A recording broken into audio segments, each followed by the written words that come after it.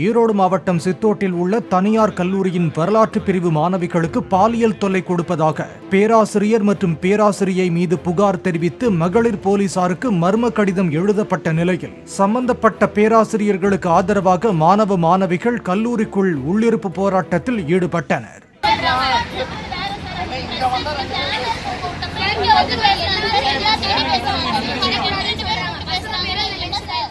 அந்த இரு பேராசிரியர்களுக்கும் எதிராக விசாரணை நடத்த எதிர்ப்பு தெரிவித்ததோடு பொய்யான புகார் தெரிவித்து கடிதம் எழுதியவர்கள் மீது நடவடிக்கை எடுக்கவும் மாணவர்கள் வலியுறுத்தினர்.